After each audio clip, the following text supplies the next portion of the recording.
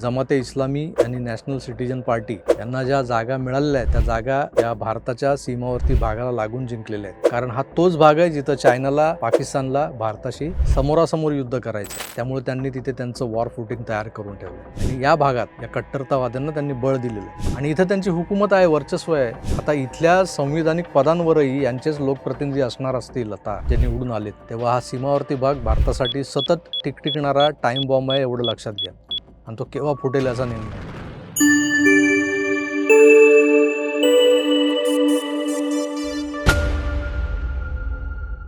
मागच्या काही महिन्यांमध्ये आपल्या शेजारच्या देशात जिथं हिंदू हे अल्पसंख्य आहेत त्या बांगलादेशात एक ट्रेंड फोफावला होता हिंदूंना मारण्याचा.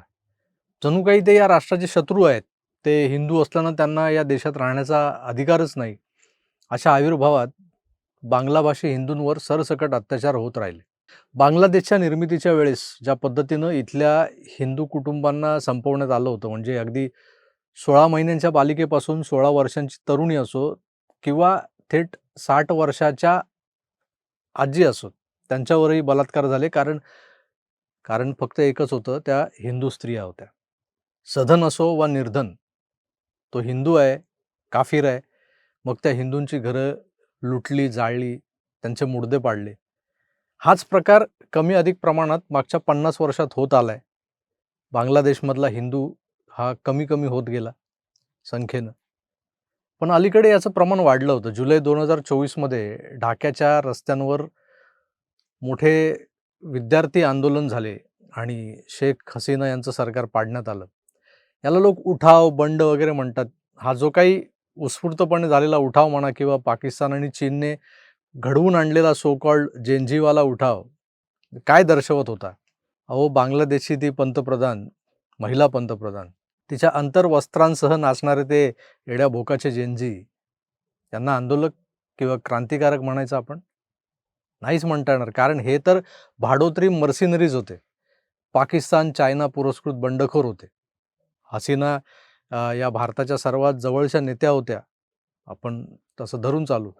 त्यांच्या जाण्यानं बांगलादेशात भारतविरोधी आणि कट्टर इस्लामी पाकिस्तान धार्जिण्य शक्ती सक्रिय झाल्या. या सगळ्या तमाशानंतर काय झालं तर मोहम्मद युनुस नावाचा एक नोबेलिस्ट, शांतीदूत इथं अंतरिम प्रशासक म्हणून बसवला गेला. या युनुसलाच निवडण्याचं कारणही हेच होतं की हा कट्टर इस्लामी होता. या युनुसनं मग भारताच्या डोक्याला ताप निर्माण करून ठेवला.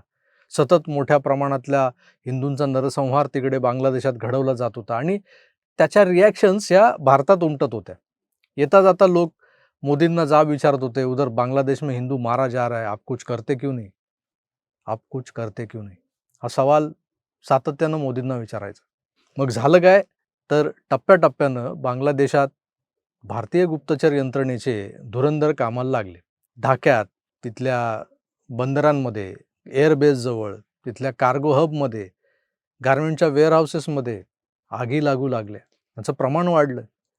बांगलादेशच्या लष्करावर दबाव आणला गेला आणि इतक्यात तिथं सार्वत्रिक निवडणुका लागल्या. भारताचं परराष्ट्र खातं आणि एस जयशंकर हे कामाला लागले होते. त्यांच्या आणि बांगलादेशाबाहेरच्या काही बांगला नेत्यांशी भेटीगाठी वाढू लागल्या होत्या. या सगळ्या प्रयत्नांचं एकत्रित फलित म्हणा किंवा या प्रयत्नांचे एकत्रित परिणाम आपल्याला काय पाहायला मिळाले? बांगलादेशमध्ये काल पार पडलेल्या सार्वत्रिक निवडणुकीच्या निकालानंतर दक्षिण आशियाचं राजकारण आता बऱ्यापैकी बदलून जाणार आहे, हे स्पष्ट झालं आहे. या निवडणुकीत एकूण 299 जागांसाठी मतदान झालं. त्यात बांगलादेश नॅशनलिस्ट पार्टी BNP हिला 181 जागा मिळाल्या, जमाते इस्लामीला 61 जागा, तर नॅशनल सिटीजन पार्टीला 7 जागा मिळाल्या. तर यावरून एक गोष्ट स्पष्ट आहे की BNP या बहुमतातल्या पार्टीचा नेता तारिक रहमान हा बांगलादेशचा पुढचा पंतप्रधान असणार आहे. निवडणुका झाल्या, मतदान झालं, पण हा विजय केवळ बांगलादेशात शिल्लक असलेला लोकशाहीचाच नाही आहे, तर भारताच्या एका मोठ्या रणनीतीचा विजय हे लक्षात घेतलं पाहिजे आपण. बांगलादेशमधल्या यापूर्वीच्या सगळ्या निवडणुका ज्या झाल्यात त्या नेहमी खालिदा जिया विरुद्ध शेख हसीना अशा व्हायच्या. पण या निवडणुकीमध्ये मात्र खालिदा जिया या हयात नव्हत्या. त्यांचं निधन झाल्यानंतर मग पुढच्या 2 महिन्यात या निवडणुका लागल्या आणि त्यामध्ये तारिक रहमान यांच्या BNPला, बांगलादेश नॅशनलिस्ट पार्टीला पूर्ण बहुमत मिळालेलं आहे. आणि ही भारतासाठी अत्यंत महत्त्वाची गोष्ट काय आहे ते तुम्हाला थोडक्यात सांगतो. बांगलादेशमध्ये आजवरचा भारताच्या फेवरमधला जो पक्ष असायचा तो म्हणजे आवामी लीग. अवामी लीग म्हणजे शेख हसीना यांची पार्टी, आणि शेख हसीना यांच्या पार्टीला या निवडणुकीमध्ये पूर्णपणे ब्लॉक केलं गेलं होतं, म्हणजे त्यांना निवडणूक लढवण्यावरच निर्बंध घातले होते. त्यामुळे अवामी लीग अधिकृतरित्या निवडणूक लढवत नव्हती, पण अवामी लीगचे बरेचसे नेते, कार्यकर्ते हे वेगवेगळ्या मार्गांनी या निवडणुकीत उतरलेले होते. आता ज्या काही पक्ष किंवा संघटना ही निवडणूक उघडपणे लढवत होत्या, त्यामध्ये भारताच्या बाजूने असणारा पक्ष कोणता असं जर विचारलं तर एकमेव पक्ष होता, तो म्हणजे बांगलादेश नॅशनलिस्ट पार्टी अर्थात BNP. ही पार्टी बेगम जिया यांची असल्यानं त्यांचा कल हा पूर्णपणे भारताच्या बाजूने नाही, पण किमान आजच्या घडीला भारताच्या विरोधात देखील नाही. जमाते इस्लामी आणि नॅशनल सिटिझन पार्टी या त्या सो कॉल्ड जेनजी आंदोलकांच्या पार्टीला BNPच्या ज्या जागा आहेत, जेवढ्या त्यांनी जिंकल्या त्यांच्या अर्ध्या देखील जागा मिळालेल्या नाही आहेत.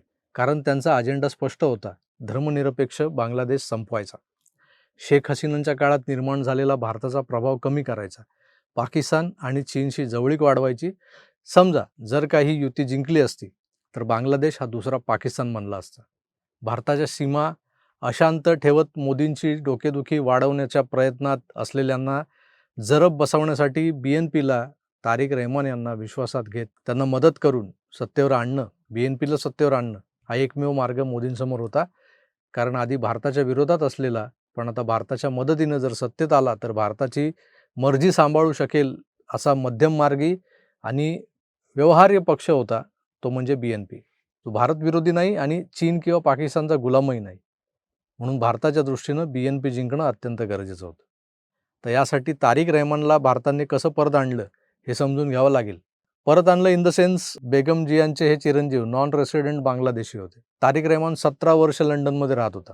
आता त्याला बांगलादेशात परत येणं किती प्रशस्त वाटत होतं, कारण बांगलादेशातलं जे अराजक होतं त्यामुळे तिथे परत येणं कुणाच्या मनात येईल, नाही का? पण आईच्या मृत्यूनंतर ते बांगलादेशात परतले. जर का ते परतले नसते तर बेगम खालिदा जियांचा थेट वारसदार रिंगणात नसताना BNPच्या त्या सेकंड लीडच्या दाढीवाल्या नेत्यांच्या लिडरशिपमध्ये BNP ही निवडणूक अजिबात जिंकू शकली नसती. जियांच्या मृत्यूनंतरचा गमगीन माहोल एनकॅश करत पार्टीला लीड करण्यासाठी तारिक रहमान स्वतः असणं आवश्यक होतं. रहमानच्या या परत येण्यासाठी भारतानं पडद्यामागे मोठी भूमिका बजावली. रॉच्या माध्यमातून लंडन आणि ढाक्यामध्ये संवाद वाढवला.